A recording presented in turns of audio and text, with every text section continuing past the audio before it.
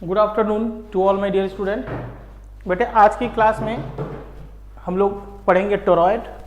ठीक है, तो स्टार्ट करते बच्चों। टोरॉइड देखिए, टोरॉइड क्या होता है बेटा? टोरॉइड अभी हम लोग लास्ट क्लास तो नहीं बोल सकता, बट पीछे की क्लासेस में हमने बेटा सोलेनॉइड पढ़ा था। सोलेनॉइड कुछ आइए थोड़ा सा और बेटा, ये एक कार्डबोर्ड होता है, ठीक, और कार्डबोर्ड के ऊपर ऐसे वायर लिपटा होता है और बेटा ऐसा स्ट्रक्चर कहलाता है सोलेनॉइड। ऐसा स्ट्रक्चर क्या कहलाता है बेटे? सोलेनॉइड।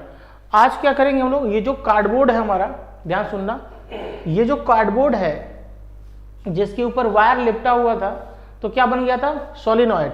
तो बेटा अगर इसी कार्डबोर्ड को ऐसे घुमा के, कार्डबोर्ड मतलब दफ्ती, सोचिए बेटा हमारे पास, आप ऐसे समझें, देखिए मैं आपको लाइव दिखा रहा हूं।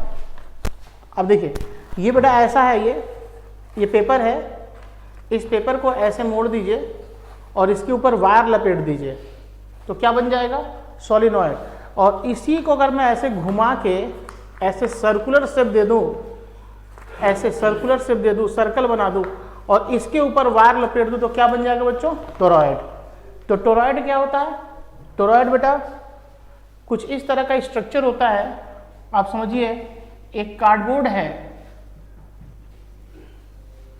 उसको मैंने ऐसे सर्कुलर शेप दे दिया है और इसके ऊपर मैंने क्या किया कि बेटा ऐसे वायर को लपेट दिया इस पे। तो ये बेटा जब मैंने वायर को इस पे लपेट दिया, ठीक, तो ये जो स्ट्रक्चर बना, बेटे, ये इस स्ट्रक्चर को हम लोग कहते हैं टोरॉइड। इस स्ट्रक्चर को क्या बोलेंगे? टोरॉइड। सोचो करंट इसमें ऐसे जा रहा था तो करंट इसमें ऐसे वापस आ जाएगा, ठीक है, ये करंट गया और ये करंट वापस आ गया, आई। तो ये जो स्ट्रक्चर है वो स्ट्रक्चर क्या कहलाता है? टोरॉइड। तो आज के लेक्चर में बेटा हम लोग टोरॉइड में हम लोग इसके अंदर यानी यहाँ मैग्नेटिक फील्ड फाइंड आउट करेंगे, फिर यहाँ मैग्नेटिक फील्ड फाइंड आउट करेंगे। जैसे मान लीजिए कि इस टोरॉइड का ये जो रेडियस है वो r है, ठीक है, तो सेंटर पे मैग्नेटिक फील्ड, फिर आप कह सकते हैं यहाँ पे भी मैग्नेटिक फील्ड, फिर यहाँ मैग्नेटिक फील्ड और फिर आउटसाइड यहाँ पे मैग्नेटिक फील्ड फाइंड आउट करेंगे। आउटसाइड, इसको भी इनसाइड बोल सकते हैं और इसे बोलेंगे with in the toroid, toroid के अंदर। तो यहाँ सेंटर पे मैग्नेटिक फील्ड, यहाँ मैग्नेटिक फील्ड, यहाँ मैग्नेटिक फील्ड, मतलब इस टोरॉइड के अंदर हमें और बाहर मैग्नेटिक फील्ड क्या करना है बेटे? कैलकुलेट करना है। तो आइए हम लोग कैलकुलेशन करते हैं magnetic field due to toroid. तो हेडिंग क्या बनाया आपने? टोरॉइड। अब हम लोग क्या पढ़ने जा रहे हैं? टोरॉइड की वजह से मैग्नेटिक फील्ड, ठीक है। चलो बेटा आइए आगे देखते हैं। टोरॉइड आपने समझ लिया क्या होता है, लिख लीजिए इसमें। It is a circular structure at which wire wrapped at which current carrying conductor, लिख लीजिए। It is a circular structure at which current carrying conductor wrapped, ठीक है। तो बेटा इससे ज़्यादा मैं नहीं बोलूँगा क्योंकि हम लोग कंपटीशन की तैयारी कर रहे हैं, थ्योरी का कोई बहुत ज़्यादा लेना देना नहीं है। अब जरा ध्यान से सुनिएगा बेटे, ये जो आउटसाइड होता है ये मैग्नेटिक फील्ड जीरो होता है। अब सवाल उठा सर क्यों जीरो होता है? तो देखिए बेटा जहां हमें मैग्नेटिक फील्ड पता करना है, हमें यहाँ मैग्नेटिक फील्ड पता करना है, तो इस पॉइंट को लेते हुए आप एक एम्पीरियन लूप बना दें। क्या बना बेटा? एक एम्पीरियन लूप बना दें। तो मैंने इसको लेके एक एम्पीरियन लूप बना दिया और इस एम्पीरियन लूप पे आप एम्पियर्स लॉ लगा दें। तो फॉर आउटसाइड, मैं आउटसाइड लिख रहा हूं बेटे, फॉर आउटसाइड क्या लिखेंगे? Draw an Amperian loop. तो आपने आउटसाइड क्या ड्रॉ किया बच्चों? एम्पीरियन लूप ड्रॉ किया। अब जरा देखिएगा एम्पीरियन लूप के लिए फॉर्मूला क्या यूज करते हैं बेटा? B dot D L equal to क्या लिखते हैं? म्यू नॉट आई, ऐसा लिखते हैं, या म्यू नॉट एन आई लिखते हैं बेटा। एन क्या होता था? Turn density. एन क्या होता है? Capital N by L. याद करिए मैंने एन पढ़ाया है capital N by L. Capital N क्या होता है? टोटल टर्न, एल क्या होता है? लेंथ। यानी यहाँ पे लेंथ क्या है 2 पाई आर, यहाँ पे लेंथ कितनी है 2 पाई आर, यानी इसका सरकमफ्रेंस। तो बेटा ये लिख सकते हैं फॉर्मूला। अब सोचो अगर मैं इसमें लिखूँ ऐसे, यहाँ ध्यान देना, इसको लिखूँ तो लिख सकता हूँ बी डी एल, वेक्टर हटाऊंगा तो क्या लिखूंगा वी ए डॉट बी है बेटे, B D L cos theta equals to mu naught N I, ऐसा लिखा जा सकता है। अब जरा ध्यान से सुनना है इसको। सोचिए बेटा ये एक ऐसा, बेटा आप साइंस के स्टूडेंट हैं, आपके पास एक इमेजिनेशन पावर होनी चाहिए, तो थोड़ा सा आप इमेजिन करिएगा। सोचिए बेटा ये ऐसा सिलेंड्रिकल स्ट्रक्चर है, देखिए मैं बना के दिखा रहा हूँ, ये ऐसा सिलेंड्रिकल सर्कुलर स्ट्रक्चर है। सबसे पहले मैंने इसको ऐसा सिलेंडर बना दिया, ऐसा सिलेंडर बना दिया, और फिर मैंने इसको ऐसे ऐसे सर्कल का रूप दे दिया। रुक जाइए मैं इसको ढंग से सर्कल का रूप दे दूँ तभी आपको क्लियर भी होगा। थोड़ा ऐसे मैंने इसको सर्कल का रूप दे दिया। अब जरा सोचो इसके ऊपर अगर मैं वायर रैप्ड कर दूँ तो ये वायर इसमें से ऐसे ऐसे ऐसे रैप्ड है। तो सोचो बेटा अगर मैं इस सरफेस पे ध्यान से देखूं तो इस सरफेस पे अगर वायर ऐसे रैप्ड है, ये देखिएगा वायर ऐसे गया, इसके अंदर आया, फिर बाहर निकला, फिर ऐसे, तो देखिए यहाँ ऊपर क्या हो रहा है, वायर ऐसे जा रहा है और अंदर वायर ऐसे, यानी अगर वायर में करंट फ्लो हो रहा है तो करंट ऊपर तो ऐसे जा रहा है और अंदर करंट कैसे आ रहा है, ऐसे आ रहा है। तो मुझे बाहर मैग्नेटिक फील्ड निकालना है। यहाँ पे सोचिए आउटसाइड मुझे मैग्नेटिक फील्ड निकालना है, तो ये यहाँ पे देखिए बेटे अगर मुझे यहाँ मैग्नेटिक फील्ड निकालना है तो यहाँ पे करंट कैसे जा रहा है, ऐसे। तो इस करंट की वजह से हम लोग right hand palm rule use करेंगे। इस करंट की वजह से मैग्नेटिक फील्ड की डायरेक्शन कैसी होगी, इधर की तरफ। ध्यान सुनना बेटे, करंट इसमें ऐसे जा रहा है तो थंब को करंट की डायरेक्शन में रखा तो पाम किसको बताएगा, मैग्नेटिक फील्ड। तो मैग्नेटिक फील्ड कैसा हो गया, आउटसाइड हो गया। ये देखिए पाम कैसा जा रहा है, बाहर। और बेटा अंदर, अंदर करंट कैसे जा रहा है, ऐसे। तो अगर अंदर करंट ऐसे जा रहा है तो मैग्नेटिक फील्ड कैसा है, इधर। देखिए बाहर के लिए मैग्नेटिक फील्ड इधर है, सॉरी ऊपर इधर के लिए करंट अगर ऐसे है तो मैग्नेटिक फील्ड इधर है, और करंट अगर ऐसे है तो मैग्नेटिक फील्ड इधर है। तो आप देख रहे हैं एक बार मैग्नेटिक फील्ड बाहर है और उसी करंट से मैग्नेटिक फील्ड अंदर है, तो यहाँ पे नेट मैग्नेटिक फील्ड कितना हो जाएगा, 0।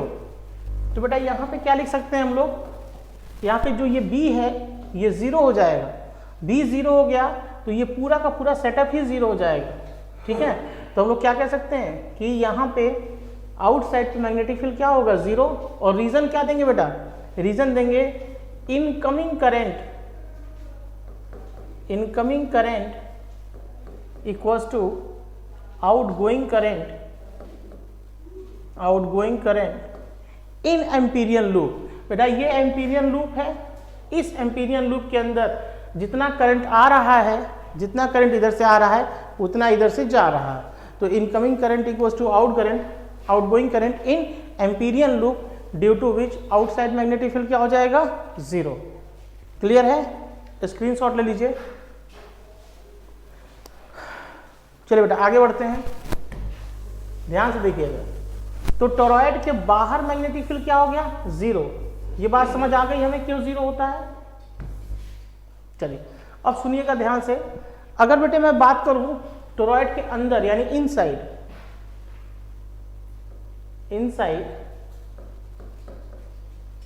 ठीक, ऐसे लिखना फॉर इनसाइड। चलिए अब बेटा अंदर देखते हैं। मान लीजिए मुझे यहाँ पे मैग्नेटिक फील्ड पता करना है, तो जहां मुझे मैग्नेटिक फील्ड पता करना होगा, क्या वहां पे मुझे सबसे पहले एक एम्पीरियन लूप बनाना है। तो मान लीजिए मुझे यहाँ मैग्नेटिक फील्ड पता करना है, तो मैं यहाँ क्या करूँगा बेटे, एक एम्पीरियन लूप बनाऊंगा, ठीक है। और फिर हमने फॉर्मूला क्या लिखूंगा, integration B dot dl equals to mu naught NI। मैं ये फॉर्मूला लिख दूंगा।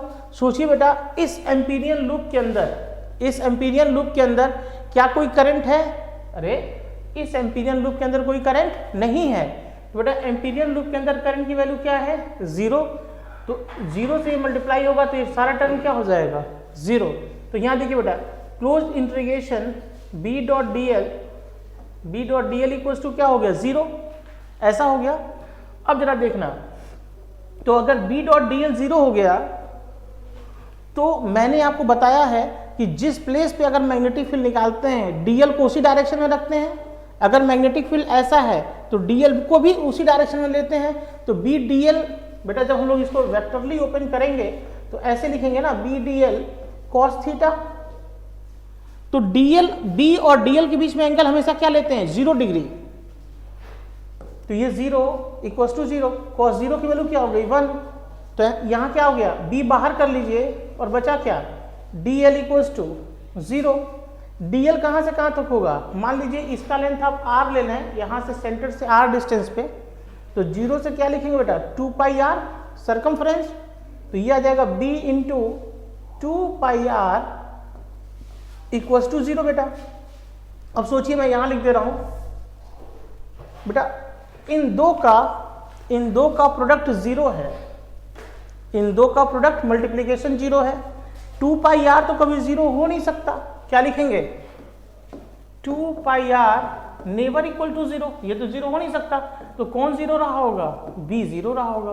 तो इनसाइड में b कितना आ गया, 0। इनसाइड मैग्नेटिक फील्ड कितना आया, 0 आ गया। ठीक, स्क्रीनशॉट ले लीजिए। चलिए मैं फिर से इसको टोरॉइड बनाता हूं, ध्यान से देखना बेटा। एक ऐसा सर्कुलर स्ट्रक्चर और इस सर्कुलर स्ट्रक्चर के ऊपर बेटा ये वायर ऐसे लिपटा हुआ है, तो ढंग से बनाता हूँ, जल्दी निपटा देता हूँ। देखिए ये ऐसा, ये ऐसा,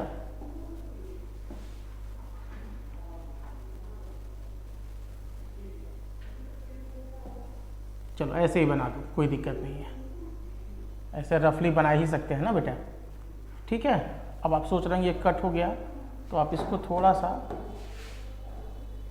ऐसे बना लें,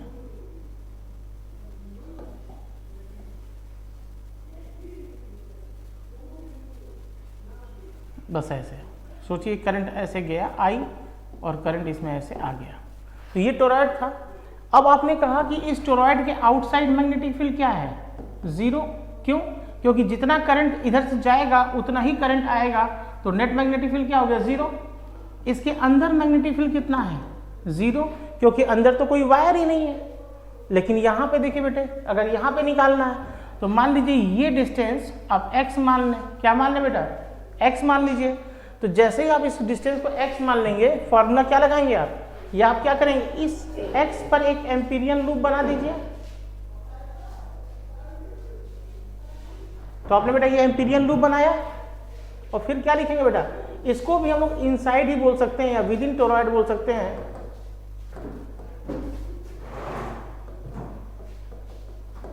विद इन टोरॉइड, और क्या लिखेंगे बेटा, फॉर्मूला लिखेंगे b dot D L cos 0 degree, क्योंकि जिधर मैग्नेटिक फील्ड होगा उधर ही dl होगा।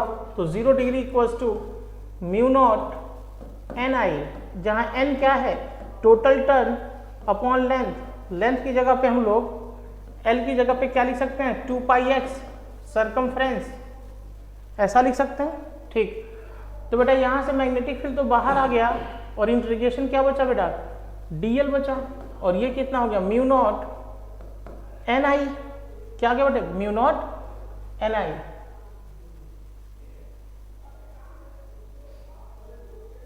ओ म्यू नॉट आई बेटा, यहाँ पे क्या लिखेंगे, म्यू नॉट आई लिखेंगे, n अभी नहीं यूज करेंगे ना अभी। b dot D L equals, ठीक अब सही है, म्यू नॉट आई, पीछे भी आप वहां से n हटा दीजिएगा, n नहीं यूज करेंगे। तो cos 0 की वैल्यू कितनी हो गई, 1। मैग्नेटिक फील्ड क्या हो गया बेटे, बाहर, तो यहाँ क्या आया, b dot D L equals to mu naught I. ठीक है, खैर अब बेटे यहाँ तक आप इसको ऐसे ही एज इट इज नोट करिए, b dot D L equals to mu naught I. अब देखिएगा बेटा, ध्यान सुनिएगा, इस चीज को समझ लीजिए आप अच्छे से। देखिए ये बेटा, ये टोरॉइड है, ये ऐसा समझ लीजिए, ऐसा सोलिनॉइड था, ऐसे करंट फ्लो हो रहा था। तो बेटा अगर ऐसे करंट फ्लो होगा तो अब देखिएगा, मैं मैग्नेटिक फील्ड की डायरेक्शन बना रहा हूं, अगर ये करंट की डायरेक्शन है तो मैग्नेटिक फील्ड कैसा होगा, थंब की डायरेक्शन में। देखिए थंब किधर जा रहा है, इधर, तो ये डायरेक्शन किसकी होगी, मैग्नेटिक फील्ड की। अब सोचो बेटे कि ये करंट ऐसे फ्लो कर रहा है तो मैग्नेटिक फील्ड कैसे चल रहा है इसके अंदर, ऐसे ऐसे चल रहा है, यानी ये किसकी डायरेक्शन है, मैग्नेटिक फील्ड की। और यही डायरेक्शन किसकी होगी, यही डायरेक्शन किसकी होगी, डीएल की भी होगी। देखिए बेटा मैं आपसे बोल रहा हूं, समझिए इस चीज को, ये करंट ऐसे जा रहा है तो मैग्नेटिक फील्ड की डायरेक्शन ये हो गई, तो यही डायरेक्शन किसकी हो जाएगी, डीएल की।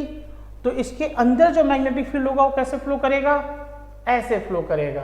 ठीक है, कैसे फ्लो करेगा बेटे, ऐसे फ्लो करेगा। बना लीजिए फिगर और स्क्रीनशॉट ले लीजिए।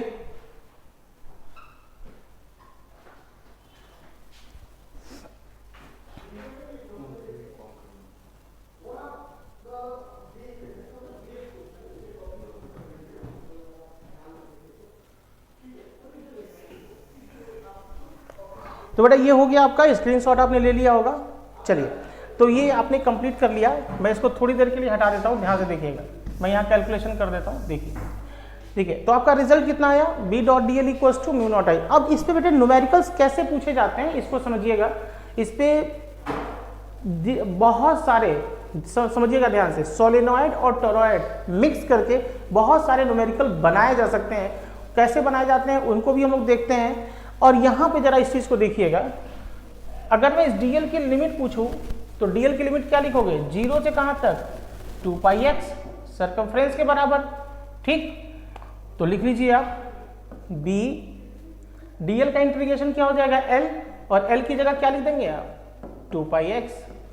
और वहां देख लीजिए, आप ऐसे सोचिए, एक टर्न है तो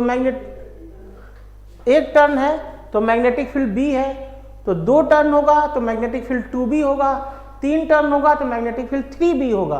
तो इस तरह से अगर बेटे टोटल टर्न n है तो मैग्नेटिक फील्ड कितना होगा, n टाइम्स हो जाएगा। तो यहाँ किसका मल्टीप्लाई कर देंगे, या आप ऐसे भी सोच सकते हैं, एक वायर है तो करंट है I, 2 वायर है तो करंट है 2I, 3 वायर है तो करंट है 3I, तो n वायर है तो करंट कितना हो जाएगा, NI।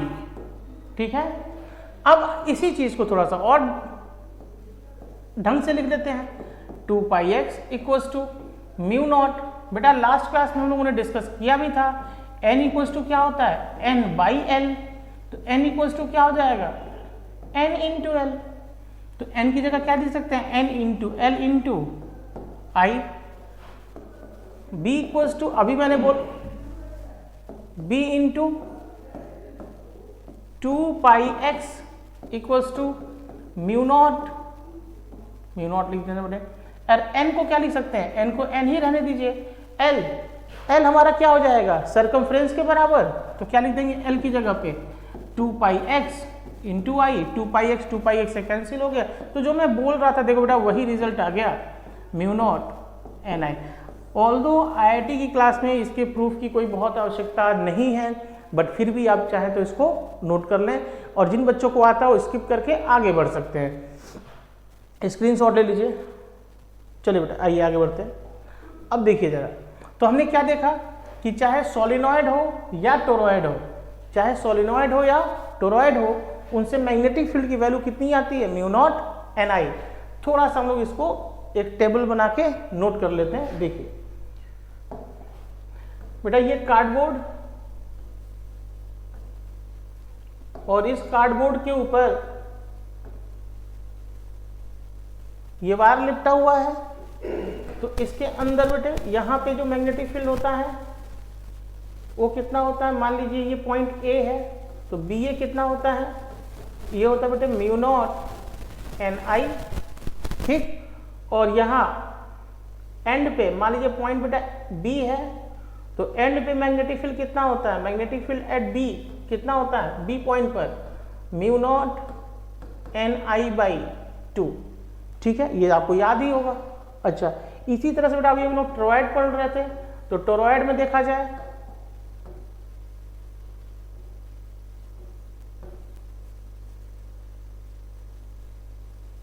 तो बेटा अगर इसमें करंट ऐसे I फ्लो कर रहा है तो ऐसे I बाहर आ जाएगा। यहां मैग्नेटिक फील्ड कितना होगा, 0। अंदर मैग्नेटिक फील्ड कितना होगा, 0। और यहाँ पे मैग्नेटिक फील्ड कितना होगा, यहाँ होगा B equals to mu naught NI। ठीक, तो ये टेबल बना के बेटा इसको नोट कर लीजिए। इस पे दोनों के मिक्स करके सवाल पूछे जाते हैं। हाँ, एक चीज जरूर याद रखिएगा बेटा, इस दोनों ही केसेस में मैं ये सर्कल बना के लिख देता हूँ। N जो होता है इसे टर्न डेंसिटी कहते हैं, ये टोटल टर्न अपॉन लेंथ होता है। ठीक, इसको याद रखिएगा। चलिए स्क्रीनशॉट ले लीजिए, आइए आगे बढ़ते हैं। देखिए तो बेटे लास्ट क्लास में हम लोगों ने ये डिस्कस कर लिया था फोर्स ऑन चार्ज। ठीक, फोर्स ऑन मूविंग चार्ज कर सकते हैं, मूविंग चार्ज। बेटा इसी चीज को आगे लेके चल रहा हूं मैं, ध्यान से देखिएगा। लास्ट क्लास में मैंने बोला था बेटे कि अगर ये मैग्नेटिक फील्ड है, ये बता दिया था मैंने लास्ट क्लास में, ये मैग्नेटिक फील्ड है और इसके अंदर बेटे अगर कोई चार्ज एंटर कर रहा है, चार्ज ऐसे एंटर कर रहा है v वेलोसिटी के साथ। किस वेलोसिटी के साथ बेटे? v वेलोसिटी के साथ। तो सोचिए मैग्नेटिक फील्ड कैसा है इनसाइड, मैग्नेटिक फील्ड कैसा है इनसाइड, चार्ज कैसे एंटर कर रहा है ऐसे, ये मैग्नेटिक फील्ड और ये चार्ज, एंगल कितना है 90 degree.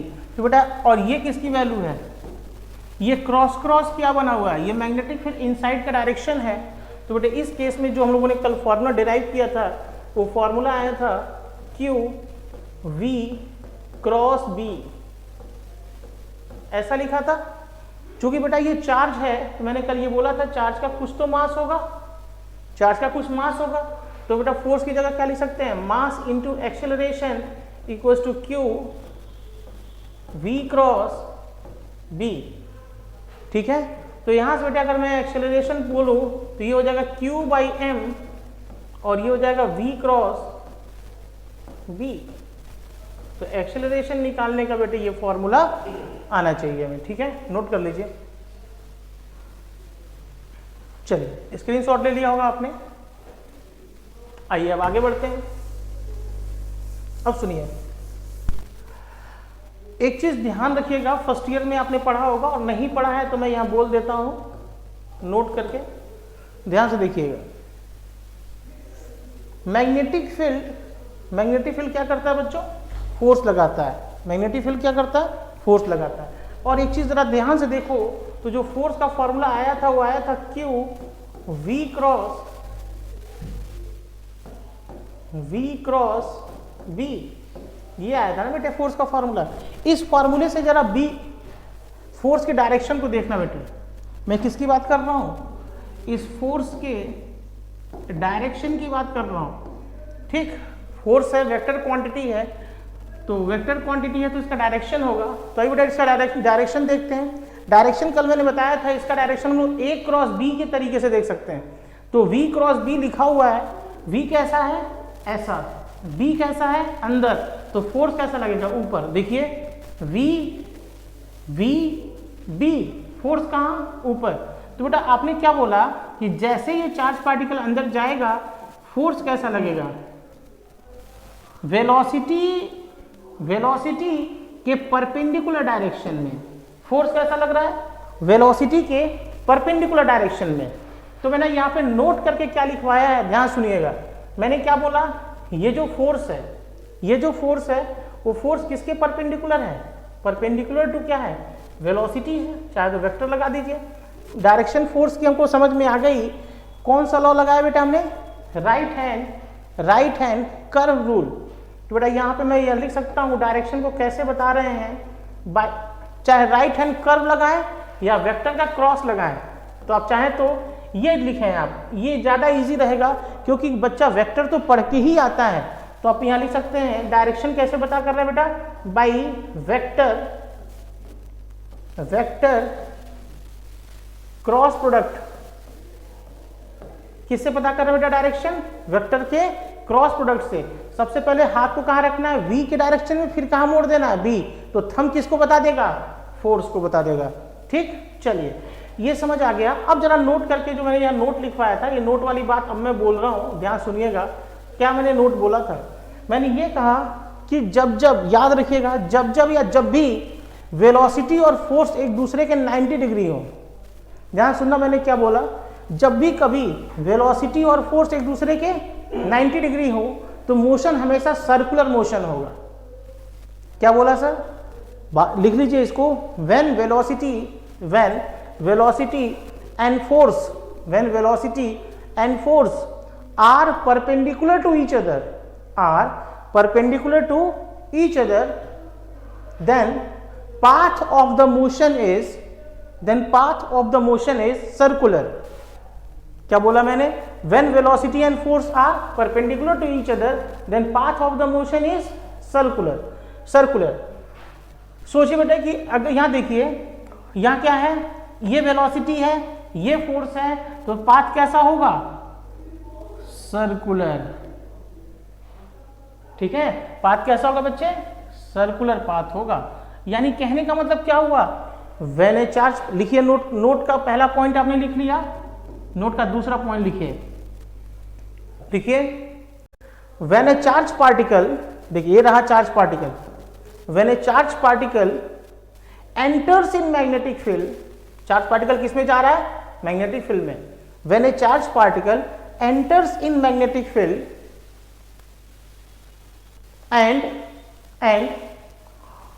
and if velocity of charge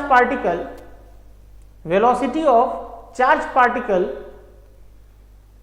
perpendicular to the magnetic field,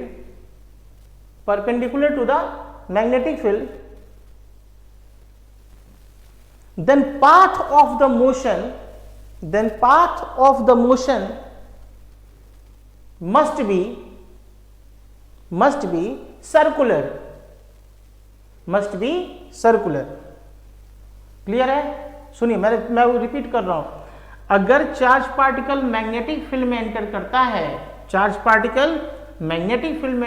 है, तो वह सर्कुलर मोशन में या सर्कुलर मोशन करेगा। चार्ज पार्टिकल मैग्नेटिक फील्ड में एंटर करता है तो कैसा मोशन करेगा बच्चों?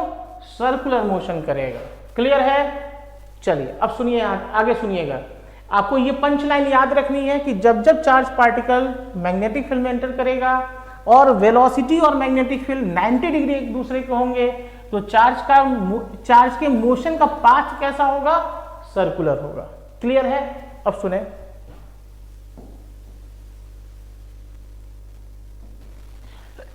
सॉरी, मान लीजिए इस सर्कल का जो रेडियस है बच्चों आर है, सर्कल का रेडियस क्या है? आर। खैर इस रेडियस को हम लोग कैलकुलेट करेंगे, बट उसके आगे थोड़ा सुन लीजिए। यहां पे देखिए, अगर बेटा ये मैग्नेटिक फील्ड की वैल्यू फिक्स हो जाए, यानी कांस्टेंट हो, यानी मैग्नेटिक फील्ड में कोई चेंज ना हो रहा हो, ठीक, तो क्या जब ये पार्टिकल ऐसे चलेगा, तो जब ये पार्टिकल बेटा ऐसे रोटेट कर रहा है तो इसके पास कुछ वेलोसिटी होगी। अरे इसी वेलोसिटी से तो आया था सर, ये पार्टिकल किसी वेलोसिटी से तो आया था, तो सर इसके पास एक वेलोसिटी है, ऐसे ये घूम रहा है। ठीक, तो अगर इस मैग्नेटिक फील्ड में चेंज नहीं होगा तो इसकी वेलोसिटी में भी कोई चेंज नहीं होगा। ठीक, तो लिख लीजिए बेटा थर्ड पॉइंट, नोट का थर्ड पॉइंट लिखें, when A charge particle enters in magnetic field, when A charge particle enters in magnetic field, then charge particle try to rotate on circular path, then charge particle try to rotate on circular path, and velocity of charge particle never be affected,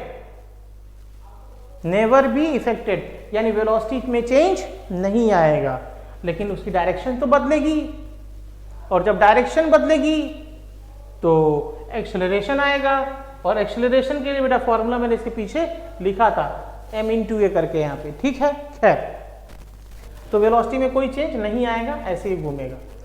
अब अगर ऐसे घूमेगा तो बेटा इसके पास omega भी होगा, ऐसे घूमेगा तो इसके पास क्या होगा बच्चों? वेलोसिटी है तो ओमेगा भी होगा। ठीक, तो चीजों को कैलकुलेट करेंगे, वेलोसिटी कैलकुलेट करेंगे, ओमेगा कैलकुलेट करेंगे, आर कैलकुलेट करेंगे, काइनेटिक एनर्जी कैलकुलेट करेंगे, साथ ही साथ एक चक्कर में लगने वाला समय यानी टाइम पीरियड कैलकुलेट करेंगे, फ्रीक्वेंसी कैलकुलेट करेंगे, सारे फिजिकल पैरामीटर 1 बाई 1 कैलकुलेट करेंगे, ठीक। लेकिन एक चीज याद रखिएगा, वो चीज क्या है बेटे, कि जब भी वेलोसिटी और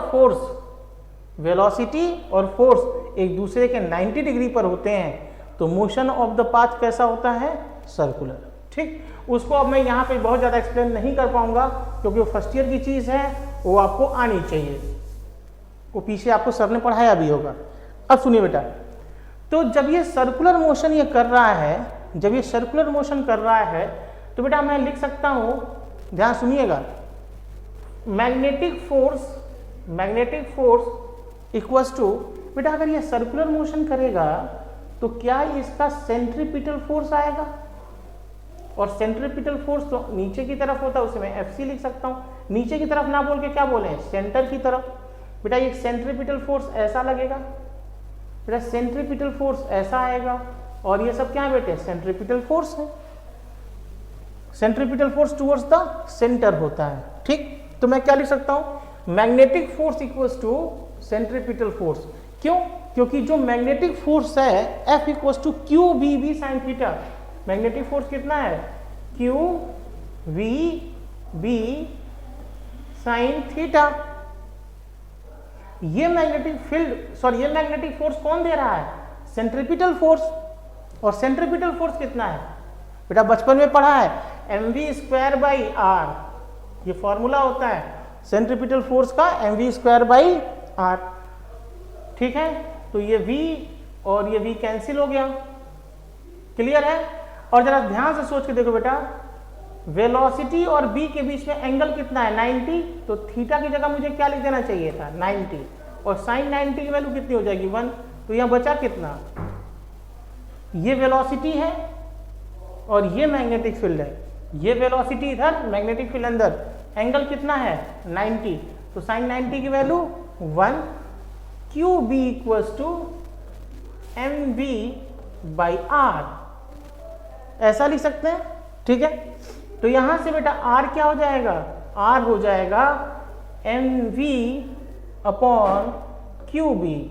r की वैल्यू कितनी आई, mv/qb। नोट कर लिया जाए, चलो बेटा स्क्रीनशॉट ले लीजिए।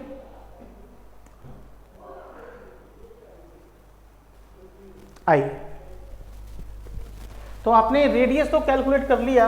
अगर मुझे चार्ज का मास पता हो, चार्ज की वेलोसिटी पता हो, और ये मैग्नेटिक फील्ड पता हो, देखिए मास पता हो, वेलोसिटी पता हो, मैग्नेटिक फील्ड पता हो, चार्ज की वैल्यू पता हो, तो बेटा हम रेडियस कैलकुलेट कर सकते हैं। क्लियर है, चलिए आगे बढ़ते हैं।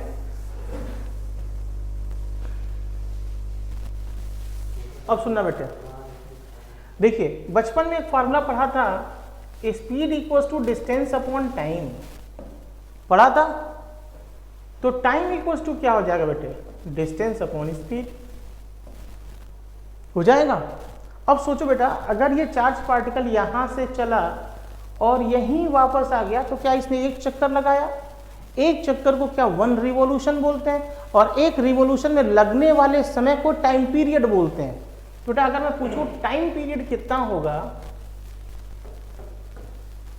टाइम पीरियड कितना होगा, यानी एक चक्कर में लगने वाला समय कितना होगा, तो टाइम पीरियड लिखा जा सकता है, मेरा फॉर्मूला क्या है, distance upon velocity, distance upon velocity. तो एक चक्कर लगाने में कितना डिस्टेंस ट्रेवल करेगा, 2πr, 2πr। r की वैल्यू पता है हमें कितना है, mv/qb, 2πr टाइम हो गया। तो टाइम इक्वल्स टू क्या होता है, डिस्टेंस अपॉन वेलोसिटी, और किससे डिवाइड कर देंगे, वेलोसिटी से। ये वेलोसिटी हमें पता है ना v, तो 2πr/v से क्या मिल जाएगा बेटे, हमको मिल जाएगा टाइम पीरियड। तो टाइम पीरियड का फॉर्मूला नोट कर लीजिए, 2πr/v, जहां पे r कितना है, अब लिख सकते हैं mv/qb। चलिए अब मैं इसको हटा देता हूं, ध्यान सुनते चलिए। अब यहां से कहानी, टाइम पीरियड आ गया, तो बेटा टाइम पीरियड आ गया तो फ्रीक्वेंसी भी आ जाएगी। फ्रीक्वेंसी क्या होता है, अब हेडिंग क्या बनाएंगे, फ्रीक्वेंसी। फ्रीक्वेंसी क्या होता है बेटे, 1 अपॉन टाइम पीरियड। तो फ्रीक्वेंसी लिख लीजिए आप, frequency equals to 1 upon time period की वैल्यू कितनी है 2 पाई आर अपॉन वी, है ना बेटे। तो क्या लिख सकते हैं आप इसको, v को ऊपर ले जाइए तो v upon 2 pi R. Clear है। तो क्या यहां से क्या आ गया बेटे, फ्रीक्वेंसी भी आ गई। चलिए एक चीज और आप यहां से सीख लें आप, अगर मैं r की वैल्यू यहां पुट कर दूं तो ये रिजल्ट कैसा दिखाई देगा, आइए देखते हैं। अगर मैं यहां लिखूं 2 pi upon v, 2 pi upon v, और r की जगह मैं लिख दूं mv अपॉन qb, तो ये v और ये v क्या हो जाएंगे, कैंसिल आउट हो जाएंगे। तो क्या फॉर्मूला क्या है बेटे टाइम पीरियड का, आया टाइम पीरियड इक्वल्स टू क्या आ गया बेटे, t इक्वल्स टू आ गया 2 पाई m अपॉन qb। तो टाइम पीरियड का एक नया फॉर्मूला ये भी हो सकता है बेटा। टाइम पीरियड का अगर ये नया फॉर्मूला हो सकता है कि 2 पाई m अपॉन qb, तो फ्रीक्वेंसी क्या होता है 1 अपॉन टाइम पीरियड। तो इसको पलट के लिख लीजिए, ये कितना हो जाएगा qb अपॉन 2 पाई m। तो फ्रीक्वेंसी का ये फॉर्मूला भी हो सकता है। क्लियर है। तो इस तरह से बेटे एक दूसरे को आपस में सिंक्रोनाइज करके या एक दूसरे को आपस में वैल्यू को पुट करके बहुत सारे रिलेशन बनाए जा सकते हैं। तो नोट करिए ताकि मैं आगे बढ़ सकूं, स्क्रीनशॉट ले लीजिए। आइए बेटा आगे बढ़ते हैं।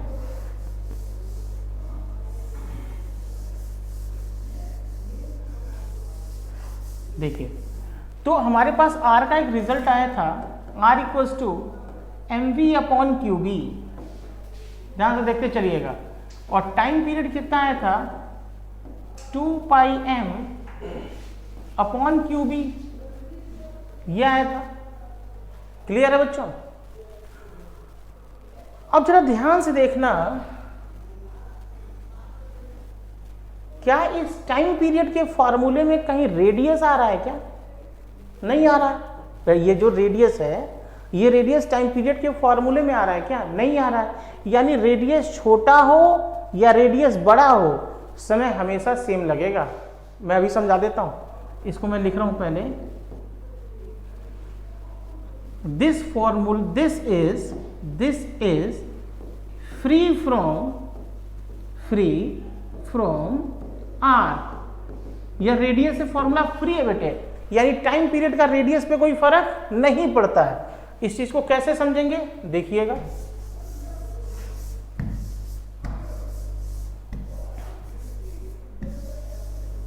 देखिए आइए समझिए इस चीज को। कहने का मतलब क्या हुआ, देखिए टाइम पीरियड का फॉर्मूला क्या था 2 पाई m अपॉन qb। क्या बेटे, फ्री फ्रॉम r। यह फॉर्मूला किससे फ्री है बेटे, r से, यानी r का कोई फर्क नहीं पड़ता। कहने का मतलब क्या हुआ, कहने का मतलब यह हुआ कि मान लीजिए बेटा ये मैग्नेटिक फील्ड है, कैसा है इनसाइड, मैग्नेटिक फील्ड कैसा है इनसाइड, और एक चार्ज पार्टिकल ऐसे सर्कल में घूम रहा है, ऐसे, ठीक है। Charge particle q velocity v, charge particle ऐसे घूम रहा है तो इसकी कुछ रेडियस है, मान लो r1 है। दूसरा चार्ज पार्टिकल है बेटे वो ऐसे घूम रहा है, इसकी रेडियस बेटा r2 है, और ये ऐसे घूम रहा है, ये कितना है q और ये कितना है v। सोचो बेटा चार्ज सेम वेलोसिटी सेम, लेकिन दोनों की रेडियस क्या क्या है अलग अलग। तो सोचो नॉर्मली किसी बच्चे से पूछा जाए कि तुमको अगर छोटे सर्कल में घुमाया जाए और बड़े सर्कल में घुमाया जाए, किसमें समय ज़्यादा लगेगा, तो जनरली बच्चा बोलेगा कि सर बड़े वाले सर्कल में घूमने में ज़्यादा समय लगेगा, छोटे वाले सर्कल में घूमने में कम समय लगेगा। बट हमारा फिजिक्स क्या कहता है, फिजिक्स ये कहता है कि अगर चार्ज पार्टिकल सर्कुलर मोशन कर रहा है मैग्नेटिक फील्ड में, यहाँ देखिए मैग्नेटिक फील्ड कैसा है इनसाइड है, चार्ज पार्टिकल अगर मैग्नेटिक फील्ड में सर्कुलर मोशन करता है तो चाहे रेडियस छोटी हो चाहे रेडियस बड़ी हो, टाइम पीरियड यानी लगने वाला समय सेम होगा। यानी अगर ये वाला चार्ज पार्टिकल इस पाथ पर 2 सेकंड में एक कंप्लीट चक्कर लगाता है, तो बड़े वाले रेडियस पे भी वही चार्ज पार्टिकल 2 सेकंड में कंप्लीट चक्कर लगाएगा, क्योंकि उसके फार्मूले में रेडियस नहीं आता, यानी रेडियस का इस टाइम पीरियड पे कोई फर्क नहीं पड़ता है। क्लियर है? अब सवाल उठता है कि सर ऐसा कैसे हो गया, ऐसा क्यों हो रहा है, तो उसको भी समझ लेते हैं। देखिए, आइए दिखाता हूं आपको कि ऐसा क्यों रटने वाली बात तो यही होती, मैं इतना बोल के चाहता तो आगे बढ़ जाता कि this formula is free from radius, और आप ऐसे रट लें, ऐसा होता है, बट इसके पीछे जो लॉजिक है उसको भी समझने की कोशिश करते हैं। आइए देखिए बेटा, टाइम पीरियड का फॉर्मूला तो ये है, और आर इक्वल टू क्या होता था, N V upon Q B, यही होता था। तो जरा ध्यान से देखो, यहाँ पे m अपॉन क्यू बी लिखा हुआ है, अगर मैं m अपॉन क्यू बी को यहीं छोड़ दूं तो इसको मैं लिख सकता हूं r upon V equals to m upon Q B. क्या ऐसा लिखा जा सकता है?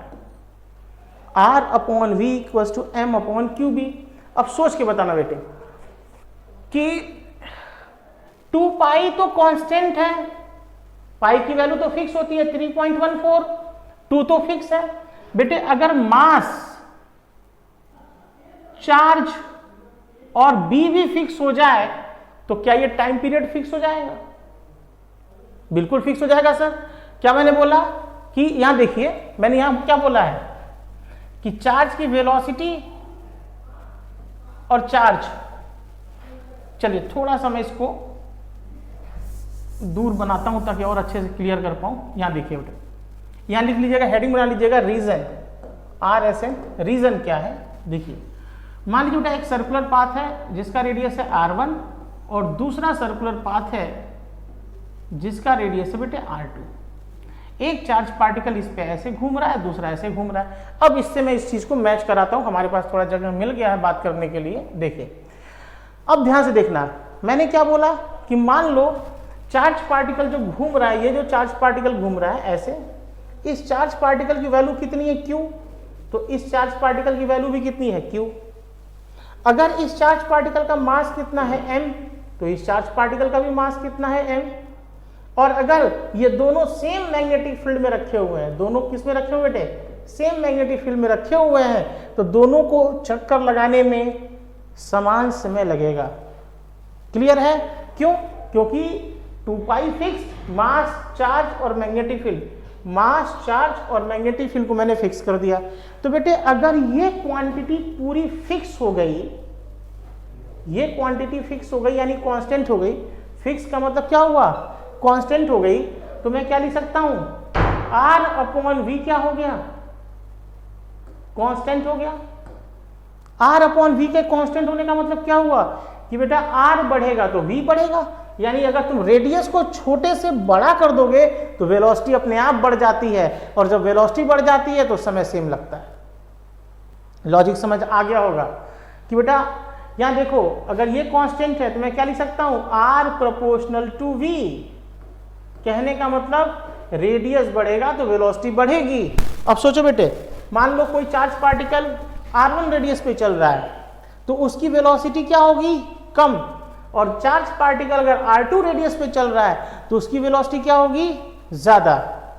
ठीक है, तो इसकी वेलोसिटी ज्यादा होगी, इसकी वेलोसिटी कम होगी, तो टाइम पीरियड क्या आ जाएगा, सेम आ जाएगा।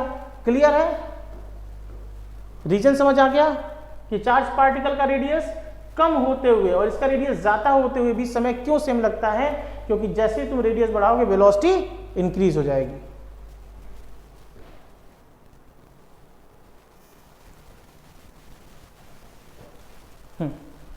तो आइए बेटा ध्यान सुनिएगा, तो इस चीज को हमने समझ लिया, ठीक, कि आपको इसको नोट करके इसमें लिख लीजिएगा कि अगर रेडियस अलग अलग हो तो टाइम पीरियड क्या होता है, सेम होता है।